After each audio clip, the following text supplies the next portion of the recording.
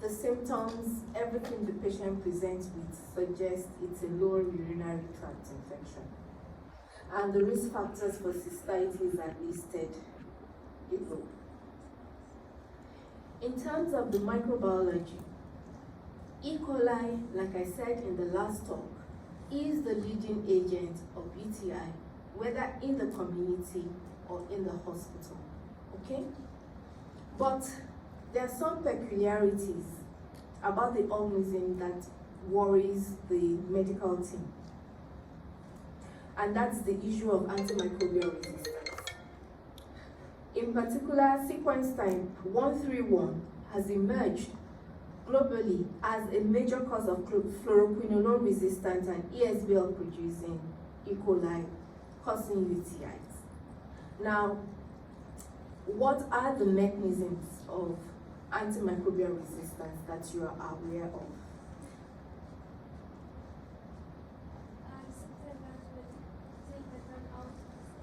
Okay, increase development of efflux pumps, good. Enzyme in modification or breakdown, very good.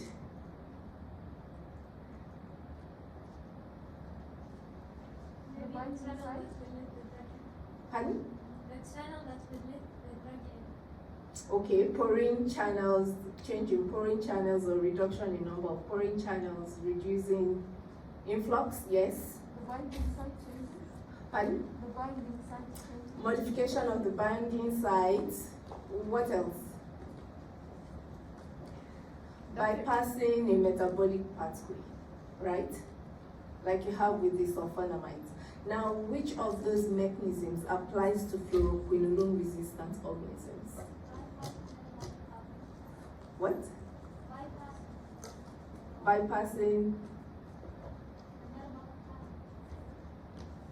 Okay, check it up. What are ESBLs? Do you know what the acronym ESBL stands for? It stands for extended spectrum, extended spectrum beta lactamase producers. So what does that tell you? What are beta lactamases?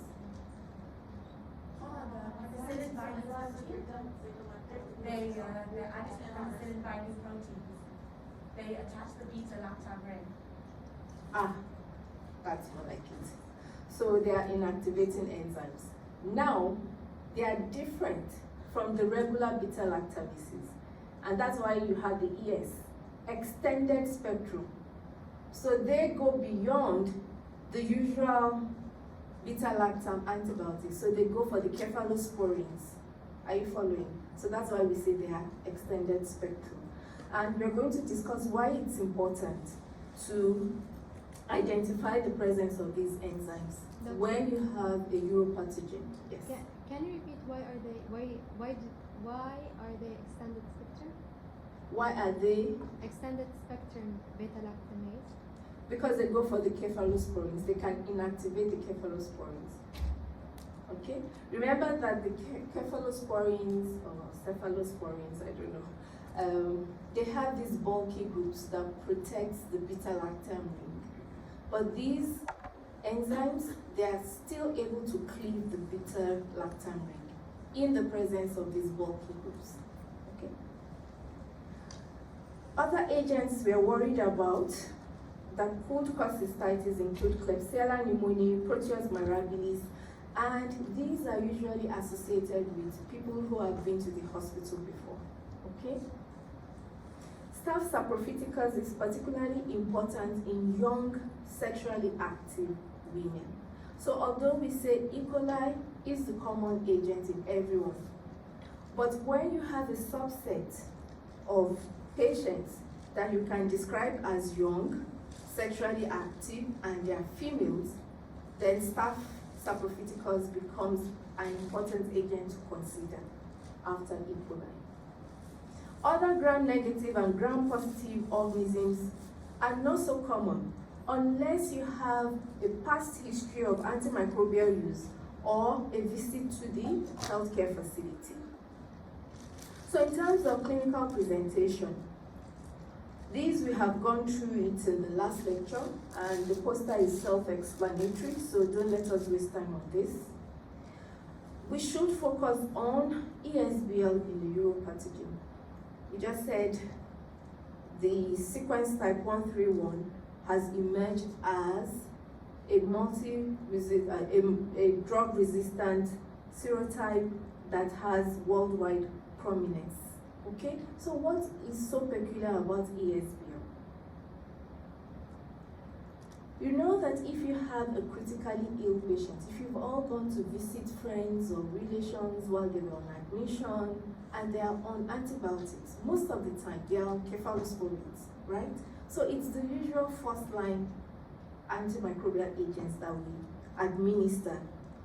So if we have an ESBL producing strain and we didn't detect early that it is an ESBL producing strain, it means that our drugs are not going to work. And a localized infection may have a retrograde spread and become a big problem. So our therapy may change, may fail, leading to increased morbidity and mortality. So it's very important when we have a uropathogen, we have to be sure that it is not an ESBL producer or it is an ESBL producer. Is that clear? But the problem is, it is not always obvious in vitro to demonstrate the presence of these enzymes. Remember that enzymes have different substrates. So at times, if you don't use the appropriate substrate, you will not detect the presence of the enzyme. Are you following? So, before we go on to how we detect it in the lab, many of these ESBL producers are also resistant to other classes of antibiotics. So the ESBL is just telling you there's a problem. How big is the problem? You may not know, okay? But if an organism is positive for ESBL production, you can be sure that it's likely going to be resistant to some other group of antibiotics. Now, ESBL, by definition, are acquired. You know what that means. How can resistant mechanisms be acquired by bacterial agents?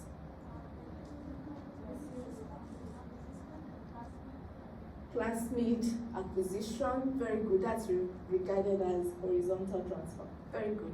How else? Pardon? Gene mutation is not acquired, but yes, it can lead to resistance. I'm talking of acquired resistance. Vertical transmission? Through the generation, how?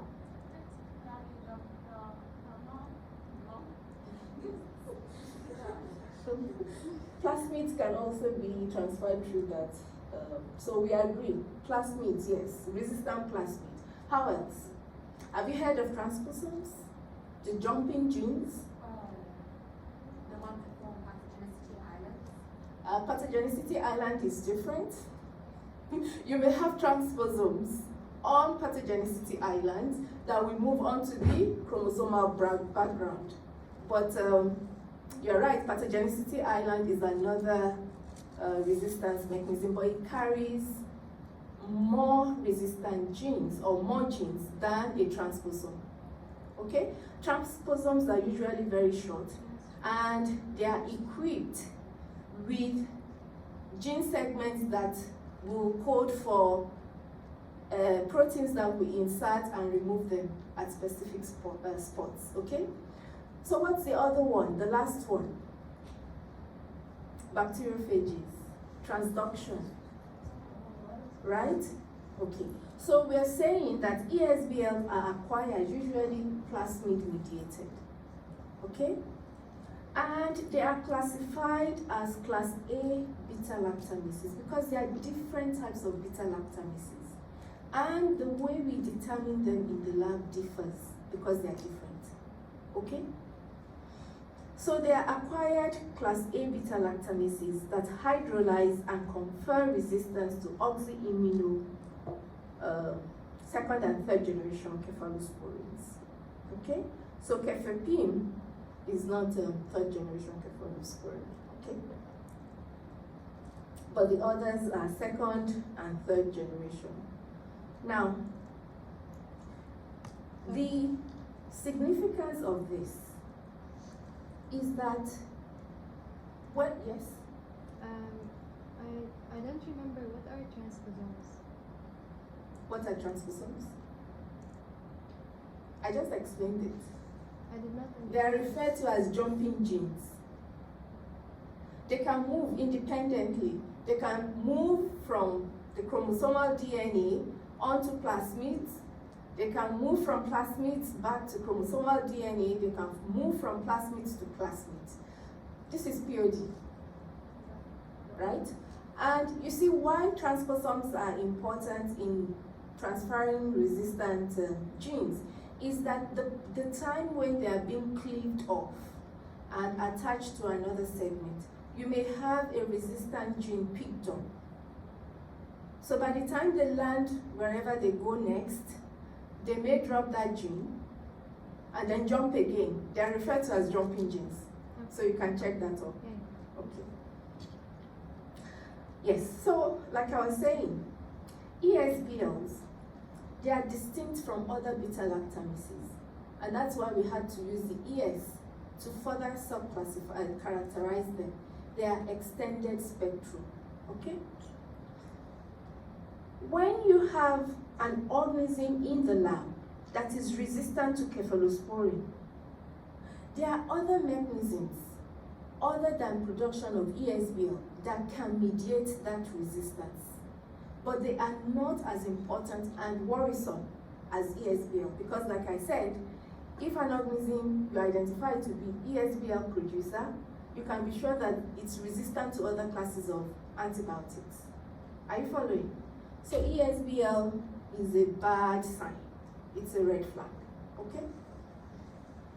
So in the lab, it's not enough for the lab to report we isolated E. coli from the urine sample. What does that mean?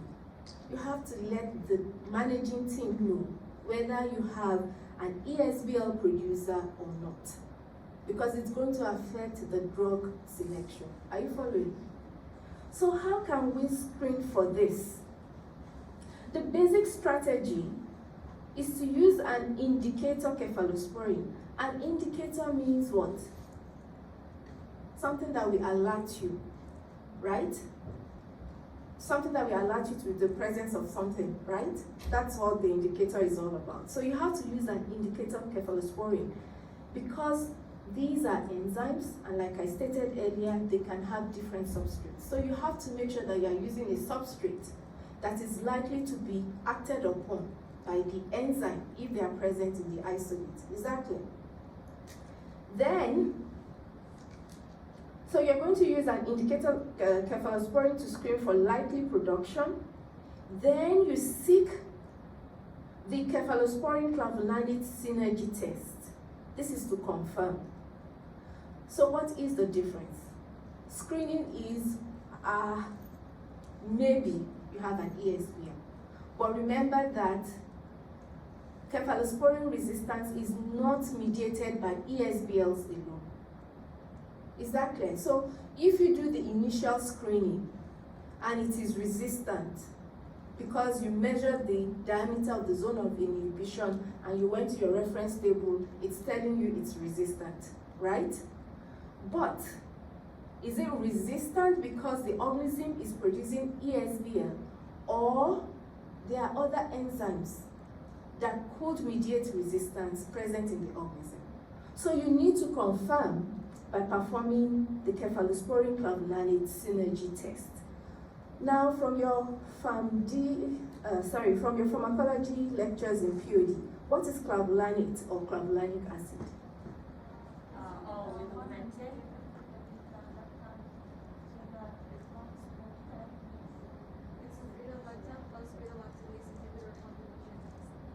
So it inhibits the enzyme, right? So it's an inhibitor of the beta-lactamase, right? So very good. If the synergy is positive, it will help you to distinguish between hyperproducers of AMP-C and K1 enzymes. Now, you see these AMP-C enzymes, they are present in some gram-negatives. Either they are expressed constitutively, that is, they are always produced, or they are inducible. So when you start administering cephalosporin, that's when the resistance will come up. So that's inducible. Constitutionally means it's always there. So even when you start with the cephalosporin, the patient is not responding. Is that clear? Now these AMP-C enzymes and the K1 enzymes, they show up phenotypically, that is in the lab when we look at the plate, that's phenotypic. They show up as cephalosporin resistance, but they are not ESBLs. Is that clear? So if you perform the cephalosporin clavulanate synergy, because the clavulanate can inhibit the beta-lactamases, you are going to get a different result from if you have an AMP-C or K1 enzyme producing isolate, because your clavulanate will not inhibit them. Is that clear? So what do? You have here a culture plate with two discs. This particular setup is what we refer to as the combination disc test. In the lab, you're going to see the double disc double disc diffusion synergy test. We also have the E-test. All these are examples of phenotypic methods to detect the presence of ESBL producers in the lab. Is that clear? Now, with this particular approach, the combination disc, why is it so called? You have here the disc with just CAZ, so that means you have ceftazidime only present in this antibiotic disc. Whereas the other one, in addition to the ceftazidime, you also have clavulanate. So there's a combination of your indicator cephalosporin with a beta-lactamase inhibitor. Is that clear? So this is a combination disc test. Are you following? Now, when you perform the test, as you can see, the sizes of the zone of inhibition is not the same. It's larger where you have the beta-lactamase inhibitor. Is that clear? But the point is, if we perform this test here in our Faisal and someone in King Fahad Hospital is performing the same test, how can we compare results? So we need to standardize the result.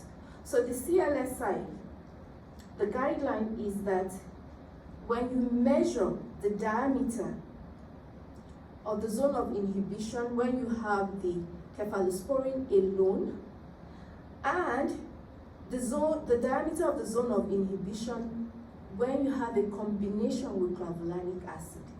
If the difference between those two readings is more than 5 or about 5 mm, then it's confirmatory. Is that clear? So you need to actually measure and do the subtraction.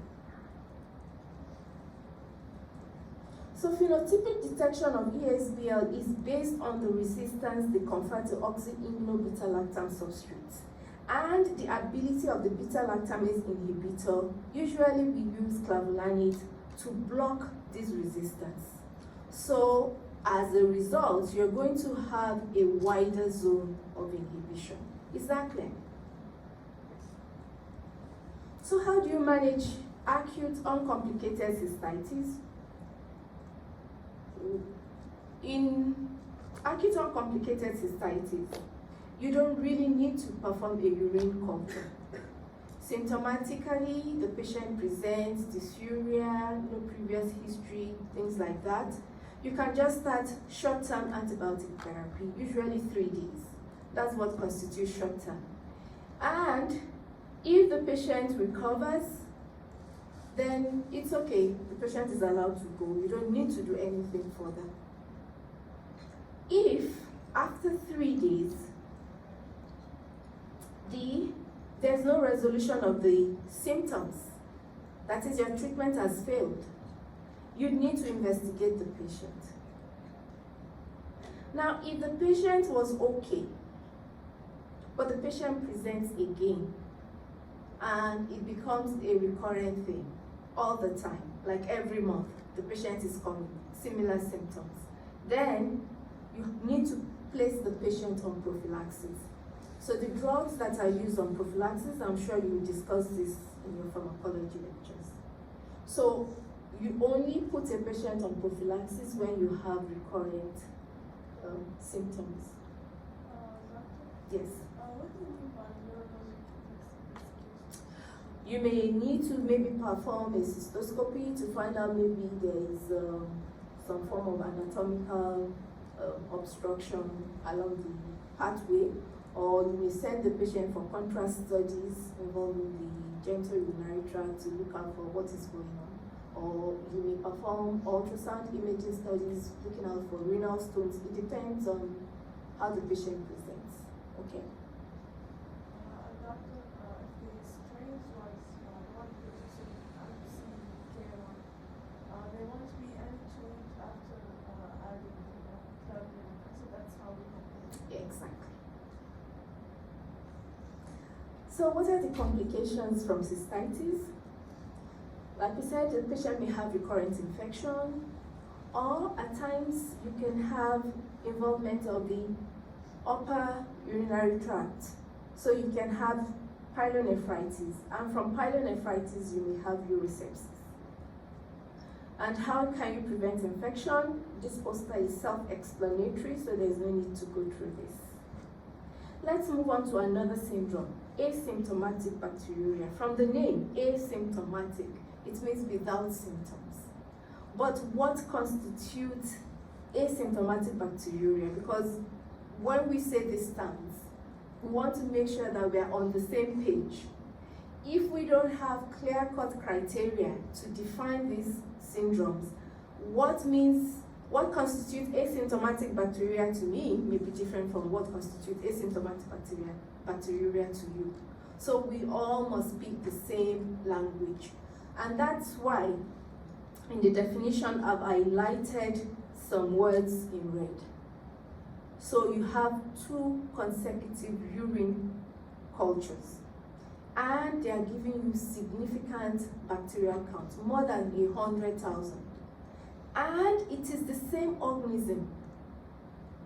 Now, these 2 consecutive urine samples are collected at least 24 hours apart, 24 to 48 hours apart. So if you collect the 2 samples on the same day, that does not constitute asymptomatic bacteriuria. Are you following? So that's why it's on consecutive days, at least 2 consecutive days. The same organism. So if the first urine sample gave me E. coli and the second one is giving me Klebsiella, it's not asymptomatic bacteriuria. It's something else. I have to figure that out.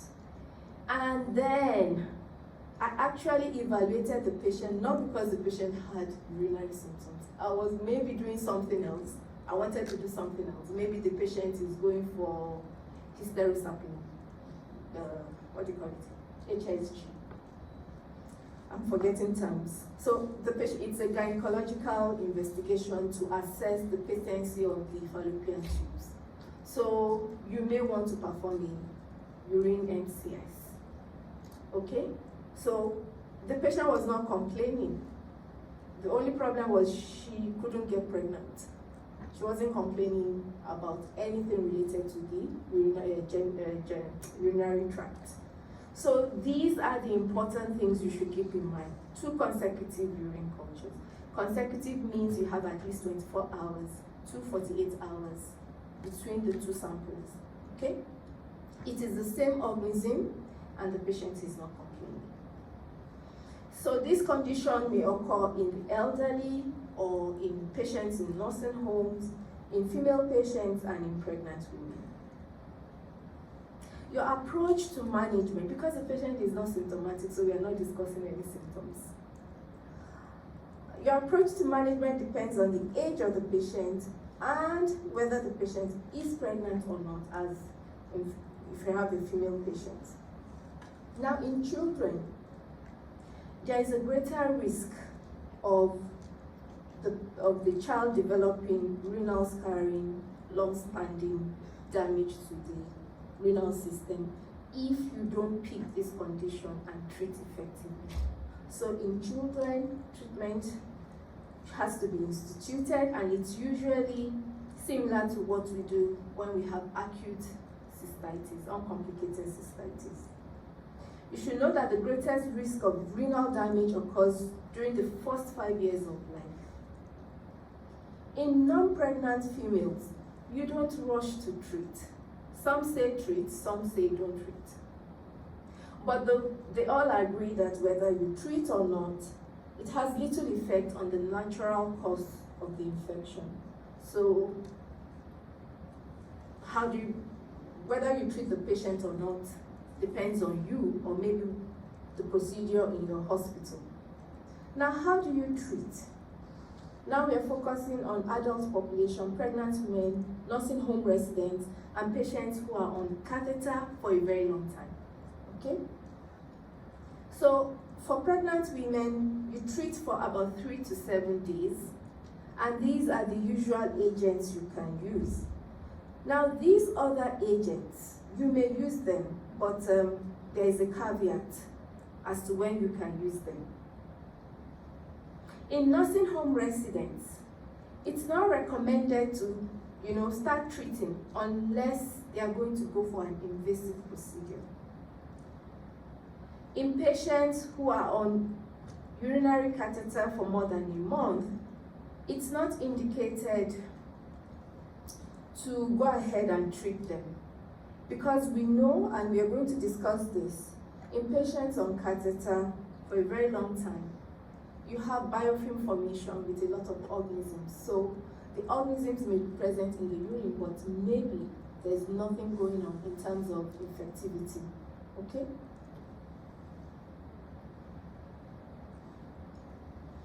Now we move on to UTI in pregnancy. And what are the predisposing factors? Using condom and spermicide, because some lubricants that are used on condom may irritate the epithelial cells, so you can have some degree of inflammation. We discussed this the last time. Increase in the uterine size can result in incomplete voiding of the urinary bladder. Then the hormonal changes that results in relaxation of smooth muscle cells may promote residual urine, and having intercourse or having a bladder reflux. Now the spectrum of presentation varies. It can vary from asymptomatic bacteriuria to the life-threatening pyelonephritis. Now remember that with urethritis, although we list it under UTI, it's still considered a sexually transmitted infection. So we've gone through this. Let's start with asymptomatic bacteriuria in pregnancy.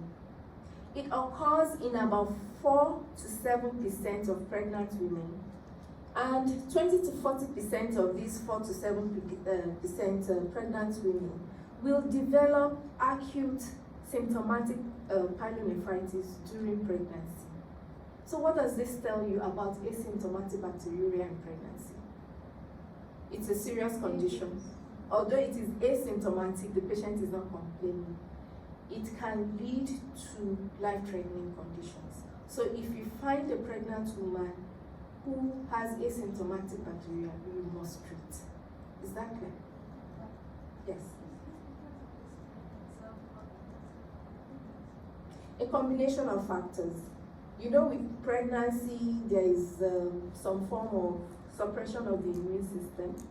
And then if you now have multi-drug resistant organism present, and because the patient was not showing symptoms, you may have involvement of the upper urinary tract. With that, you may have urosepsis, and this is a pregnant woman. Okay? So, if the woman, if untreated, asymptomatic bacteriuria has the potential to cause significant adverse effects. Maybe the lady may go into premature labor. the baby may be born low birth weight, even at term, and at times the baby may die in utero. So this condition in pregnant women has to be attended to.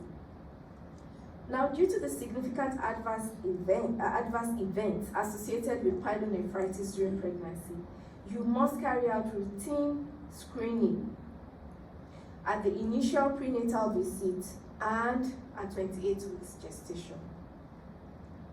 In patients with significant bacteriuria, whether they are symptomatic or asymptomatic, treatment is recommended because you want to avoid the complications we just discussed. Organisms associated with bacteriuria are the same as those that are seen in uncomplicated UTI. So what does that tell you? E. coli. Okay. Now when you go ahead to treat, you should treat for about 7 days. Because the woman is pregnant, you must make sure that the antimicrobial agent you're using has a relatively low adverse effect potential. So you don't want to give to the pregnant woman a drug that will precipitate seizures or what have you. Okay? It must also be safe for the baby. A follow-up urine culture is to be done about a week to 2 weeks after the therapy might have been completed. Then monthly until gestation is complete. Now, with pregnant women, if the urine sample yields Streptococcus A. galactiae, this is a red flag. Okay? Irrespective of when the urine sample was taken, whether during early pregnancy or in late pregnancy, once that woman is in labor, you must offer the woman intrapartum antimicrobial prophylaxis. This is because you don't want this agent to be passed on to the neonate, because we know it's an important agent of neonatal sepsis, particularly early onset. Early onset means within the first 7 days of life, okay? And you know, it can cause meningitis, it can cause sepsis. So if a woman at any point in time during her pregnancy had Strep A. galactiae, you must offer her intrapartum antibiotics prophylaxis. It's not for the mother, it's for the baby. Is that clear? Other things you should note about the drugs that were listed earlier is that some drugs you should avoid them, while others you should use with caution. So nitrofurantoin you can use, but you have to be cautious, you have to weigh the benefits and the risk. You should not use tetracyclines. You should avoid sulfonamides in the 3rd trimester. The 1st, 2nd trimester is okay, but in the 3rd trimester, you don't want to use it. You should avoid fluoroquinolones unless you are left with no other option, okay? Let's move on to catheter-associated UTI or CAUTI. It's the most common infection acquired by patients in the healthcare facility. The major risk factor is the duration of the catheter, okay? If you just give the patient the catheter for a day or 2, the risk of CAUTI is minimal. But a patient who is going to be on catheter for months in dwelling catheter, that patient is at a risk of developing CAUTI. There are other conditions that may contribute to the development of CAUTI.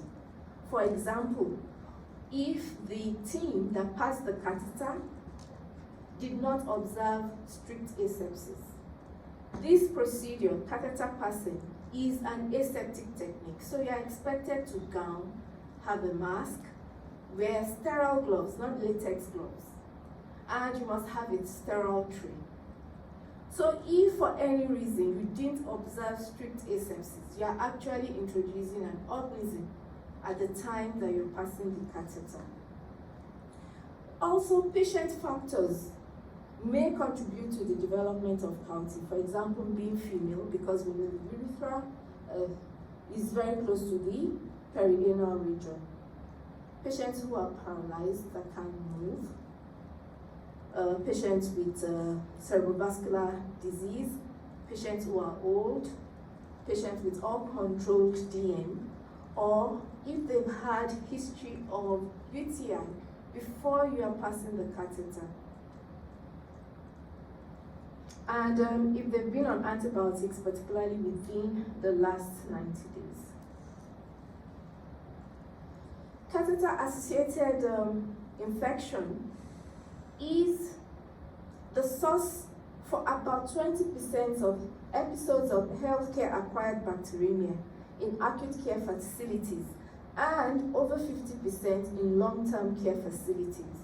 So what does that tell you about catheters, urinary catheters? You should stay away from them if you can help it, because they are contributing significantly to the morbidity of the patient. So infection control programs must be in place in healthcare facilities, and these controls must be implemented, and they must monitor strategies to limit CAUTI. These strategies include surveillance. So you go to the lab, patients on catheter.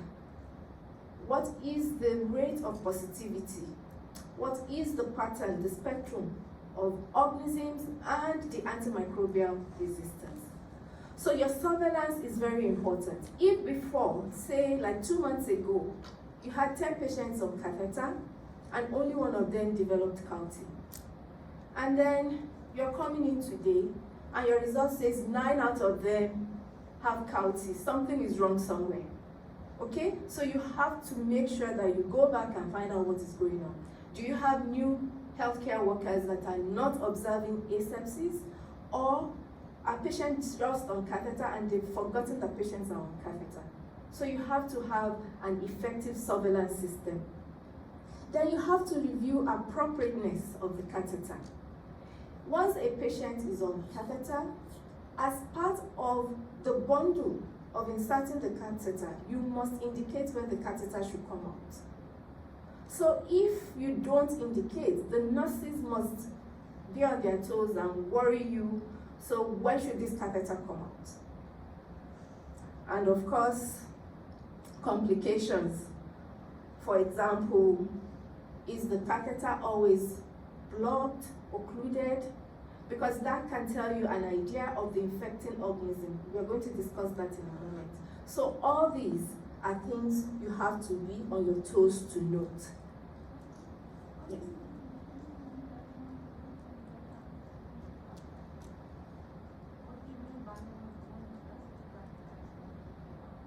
What do I mean by? When was the catheter? Okay. You see, when we talk of catheter insertion, it comes as what we say bundles. I didn't want to include that in this lecture, but as part of the infection control strategy to prevent CAUTI, we have what we call bundles.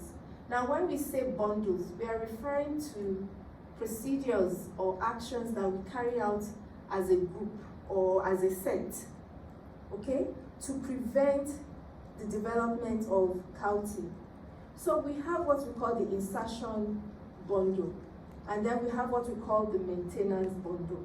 The maintenance bundle applies when the catheter has been passed. The insertion bundle is what you do, all the things you do before you pass the catheter, and to ensure that the catheter is passed appropriately. So as part of your insertion bundle, you must indicate, I want this catheter to be on for 5 days. So if I'm putting today's date, then I have to put in the date of 5 days. So it should come out. So the nurses will know that the catheter should come out after 5 days. Even if we don't go on ward round, the catheter will be removed by the nurses. Okay? So that's like giving you money to buy something. If I just give you the money and I don't give you a shopping list, what's that? Okay, that's leaving you hanging. What am I supposed to do with the money? Do you understand? But if you are given the money and you have a shopping list, that is a focused action or focused activity. You know what you're supposed to use the money for. So when we talk of insertion bundle, that's like giving money to the nursing staff and giving them a shopping list. Is that clear? Now, why are we so worried about counting? The moment the catheter is passed, biofilm formation starts. It's almost an immediate thing. And we all know that when you have organisms within biofilms, they are protected from both the immune system and very good. So that's like creating a safe heaven for the microbes. Both the interior and the exterior catheter surfaces are involved in counting. So that's a double whammy. So the exterior surface is also referred to as the extraluminal because it's not the lumen. Okay? So what can happen? Organisms may access the bladder is here. The bladder is not shown. Okay? But here you have the inflated bulb that will anchor the Foley's catheter in situ. So at early insertion, remember we said you must observe strict asepsis. If for any reason strict asepsis is not maintained, organisms may actually contaminate the surface and they are pushed into the urinary tract. At times, after passing the catheter, maybe you notice it is kinked, bent. So the urine is not flowing. So you have to go and straighten it out. So that's a form of manipulation. If you don't use sterile hands or sterile gloves to do that, you may inoculate the surface of the Foley's catheter with microbes, and then they find their way into the bladder. Now, it could also occur at a later stage by capillary action. And what do we mean by this? You'll notice that this catheter is attached to the urine bag. So this is the urine bag. The ideal thing is to hang the urine bag by the side of the bed at a lower level than the bladder. But at times, you find that some patients have the bag on the bed. So when the urine collects and the bag is full, the urine is going to track back into the bladder. So you may have the introduction of microbes into the bladder. At times, it could be, particularly in females, because of the proximity of the urethra to the perianal area, you can actually have ascending perineal bacterial agents tracking along the surface of the catheter into the bladder. With the intraluminal route, we have a situation in which there's a break in the closed drainage system. So what do we mean by this? If you look at this diagram, this is the catheter, and it is attached at this point to the urinary bag, okay? When you have it in this form, it is referred to as a closed system because there is an entirely continuous system right from the bladder up to the urine bag. And ideally, when the urine bag is full, you're supposed to empty it through this port. But you'll notice at times that some nurses will detach the urine bag from the catheter. The moment this is done, it is no longer a closed system. So now there is a break at this point. And if you don't use clean hands, you're going to introduce organisms here. So by the time you reattach the urine bag, you're just pushing in organisms, okay? Then, if you have contamination of the collection bag itself, remember I said earlier that the bag should be by the bed. It should be above the floor. So if you leave the bag on the floor, whatever microbes you have on the floor will find their way through the discharge port and tract back to the bladder. I said it in the first lecture that urine is a good culture medium, particularly when you have pooling. So if you don't empty the urine bag frequently, you're going to create stasis, so that you're going to encourage the growth of microbes, and then they'll find their way to the bladder. So we've said that organisms that grow in biofilms are protected, okay? You should note that when catheters are freshly passed, that is the initial, maybe the first few days of passing the catheter, if the patient develops CAUTI, it's usually associated with one organism. So E. coli, E. coli, E. coli all the way, okay?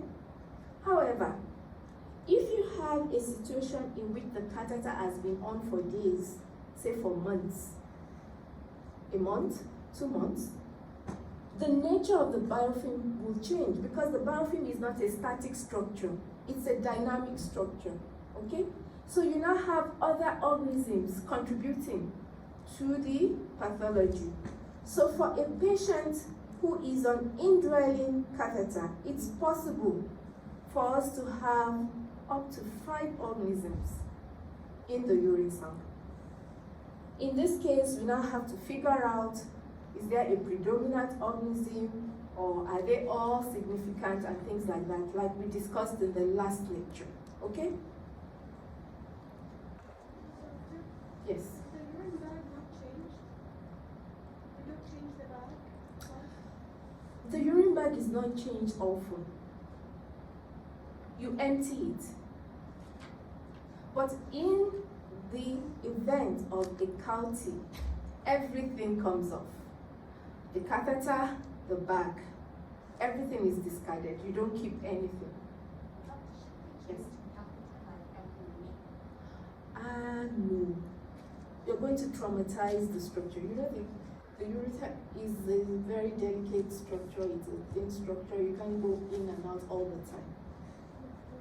If you traumatize, then the patient will develop stricture later. The microbiology of biofilm on an indwelling catheter, like I said earlier, is dynamic, so it changes with time. The most common infective organism, again, is E. coli. So if you don't remember anything, you know that E. coli, when it comes to UTI, is your #1 enemy, okay?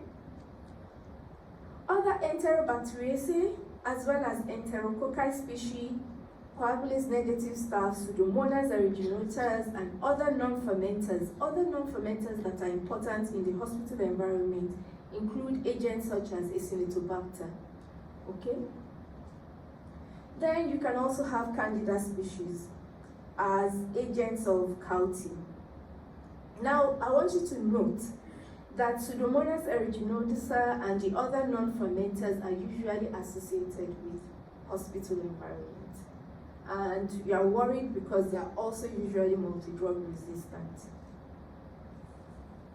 The urine of patients with indwelling catheter is the major site of isolation of resistant gram-negative organisms. So catheters are bad news, okay? Now, apart from all those other organisms we've mentioned, an important agent when it comes to CAUTI is Proteus mirabilis. This organism has unique importance for patients with chronic indwelling catheter. Okay, so it's not for patients who just had their catheter passed 2 days ago. For patients who've been on catheter for days. Now, why are we worried about this organism in patients on catheter? The organism produces copious biofilms than other bacterial agents, so the risk of recurrent infection is higher. So you will have, repeated treatment failures, and with that, you are going to breed resistant organisms. Bacterial species which produce urease may facilitate the formation of crystalline biofilm, which is like the struvite stones in patients with urolithiasis. So what we're saying here is, apart from the fact that Proteus mirabilis produces very, very large amount of biofilms. It's also a strong urease producer. What is the function of urease? It's an enzyme, right?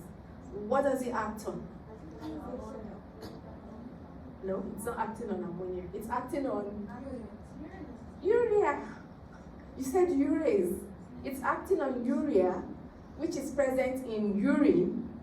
Remember, we said one of the protective mechanisms of urine is that it has a low pH, right? So when the urease breaks down urea, what are the end products? Yeah. So the ammonia will dissolve in water, and you have ammonium hydroxide, which has an alkaline pH. Which changes the pH to alkaline. And we know that alkaline pH will do what? It's going to favor bacterial growth. So, apart from favoring bacterial growth, what do you think will be the effect of having these crystalline biofilms? Very good, obstruction. And with obstruction, what happens? There is stasis of urine. So the organism is just making the environment very comfortable for itself. And that's why with this particular organism, we are worried. We are worried of recurrent infection. Are you following? So what are the signs and symptoms of CALT? It's similar, the symptoms and signs are similar to other urinary tract infections, and they occur with indwelling urethral or suprapubic catheters, as well as intermittent catheterization. Now you may wonder, why are we including intermittent catheterization? And why do we say that the signs and symptoms are similar to that of other urinary tract infection? Because the patient is on catheter, so you don't have the micturition reflex, right? So the patient cannot complain of dysuria, right? But you see, the definition of CALT extends to 48 hours after the removal of the catheter. It is still considered as CALT. So if the patient, within a day or two of you removing the catheter, has dysuria, it is regarded as CALT. Is that clear? Now, with intermittent catheterization, just a minute. With intermittent catheterization, the patient may develop signs and symptoms of lower UTI. Okay? Yes, what's the question? So you will not diagnose until you take the catheter out and then wait for 48 hours? No. Remember in the first lecture, we discussed how you can collect catheter urine, catheter specimen urine. So no, you don't wait till you remove it to make a diagnosis. But if the patient, you didn't pick it up while the patient was on catheter, you remove the catheter, and then within 2 days the patient has symptoms, you still regard it as catheter associated. And the reason is because, we just said it that Proteus is an important contender. So if you're just thinking it's E. coli, E. coli is not as bad as Proteus in causing recurrent infection in this situation. So if you just say, oh, okay, the patient has cystitis, you didn't factor in the fact that you just removed the catheter, you may miss the causative agent, and your therapy may not work. Is that clear? So that's why this is being specified here. Clear? Doctor, the patient doesn't have other urinary tract symptoms with the catheter. How do you know before moving? Yes, we're going to go to that. So, what are the signs and symptoms? Fever, usually high grade. The patient on catheter who before had no fever started spiking. You should worry. If the patient has evidence of suprapubic or costovertebral angle tenderness, so when you palpate the abdomen, the suprapubic area, the patient is flinching, the patient is uncomfortable, or if you give the patient a soft tap here, and the patient is, it's a gentle tap, and the patient is like, oh, you want to kill me. That's highly suggestive of pyelonephritis. Now, if you observe that the urine is not draining into the bag, that suggests catheter obstruction. Now, after removing the catheter, like I said, and the patient now has symptoms, that's highly suggestive of catheter-associated UTI. So how do you manage? So management involves both catheter and antimicrobial therapy. The therapy should be based on culture and susceptibility testing. However, if you have a critically ill patient, you cannot wait for your AST result. In that situation, you are allowed to use empirical treatment. So this is going to be based on your hospital or community antibiogram. So you already have your data, the likely agents associated and their susceptibility profile. So you are going to start treatment with that. Then, when your AST comes out, if it's still in keeping, you continue. If it is not, you switch. Okay? The most important thing with CAUTI is prevention. Treatment is not guaranteed. We already discussed some of the attributes of the agents that are involved. They could be multi-drug resistant, or when you have an organism like protease, they can produce copious biofilm and urease activity. So you want to prevent it because you are not too sure if your therapy will work. How can you prevent it? Very simple, minimize the use of catheter. If you don't put the patient on catheter, then the patient won't have CAUTI, right? If you really have to use it, then you have to make sure that you limit the duration. We said it that CAUTI, the major risk factor for CAUTI is the duration. So if you don't use it for a very long time, the patient may escape it. Now, if the patient is on catheter, you must carry out daily assessment of the indication. That's what we mean by making sure that you have an exit date. So this catheter must come out. Now, if for any reason the team that inserted the catheter did not indicate that you should remove the catheter on certain day or date, then the nurses must be on their neck. Every day you have to remind them, this patient, do you still want the catheter? Okay? So you don't keep quiet. The team might have forgotten. So you have to keep reminding them. Now, when you have a patient with CAUTI and the patient is on catheter, it has to come out. Remember that the major pathogenesis involves biofilm formation. So if you don't remove the catheter, the moment you stop treating, the organisms will start replicating and then you're going to have a recurrent infection. Now, there's no clear consensus on the use of antiseptic-coated catheters or collection bags or antimicrobial catheter irrigation. These are not known ways of preventing CAUTI. You may go to the hospital and they'll tell you this catheter is antibiotics impregnated. It's not been shown to actually prevent CAUTI, okay? So what are the complications? You may have a progressive infection to the upper urinary tract, and from there you may have urosepsis. Or at times you may just have bacteremia, so the bacteremia may lead to other things. So the last clinical syndrome we are discussing is pyelonephritis, and this means you have infection of the kidneys and the renal pelvis. It could be acute, it could be chronic. It may result from ascension of bacteria from the urethra, we know this already, which is the most common route, or you can have hematogenous spread. Now, why do you think it's important to make this distinction? Why? Very good, because of the microbial epidemiology.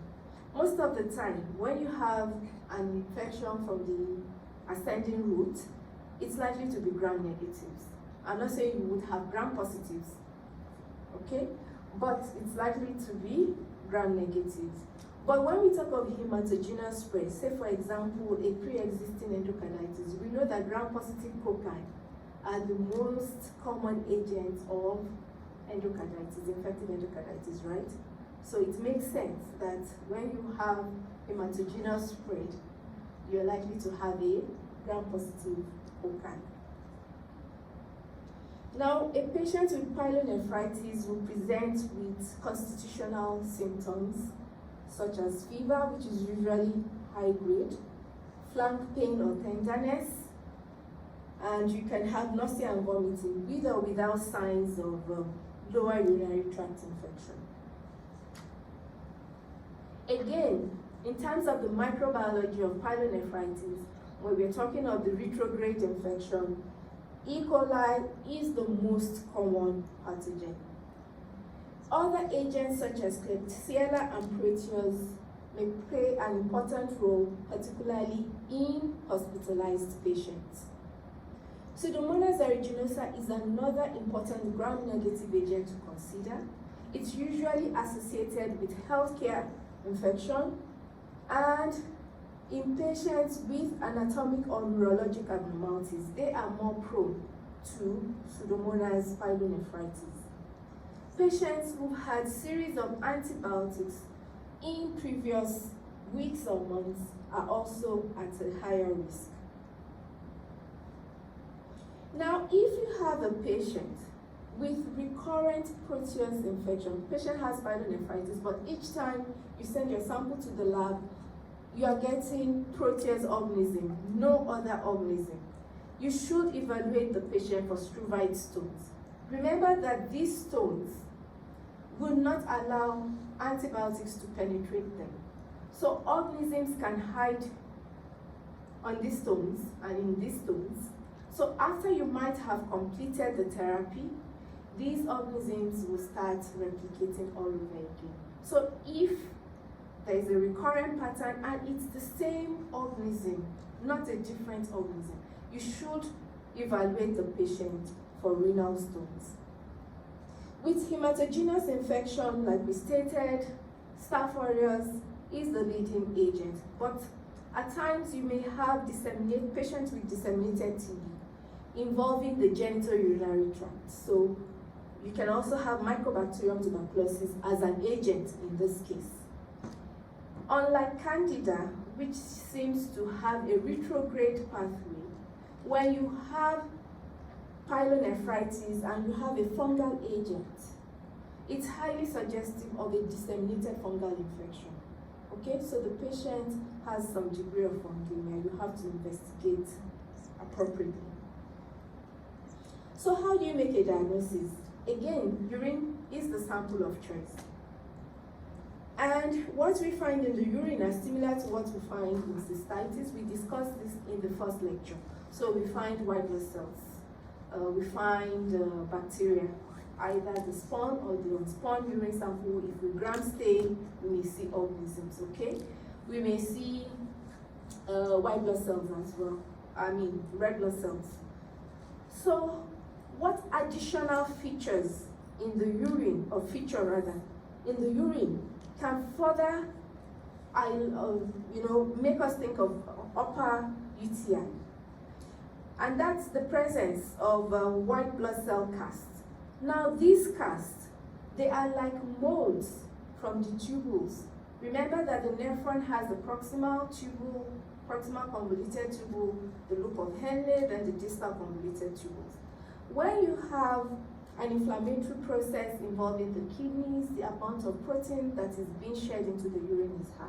So this protein may actually serve like a mold of these tubules, and when they detach, we can see them in the urine. And from this, you can see that this structure has a tubular morphology. You will see this in cystitis, okay? And you notice also that the surface is not smooth, it's rough and refractile. So these are white blood cells attached to that mold, that protein mold of the tubular structure.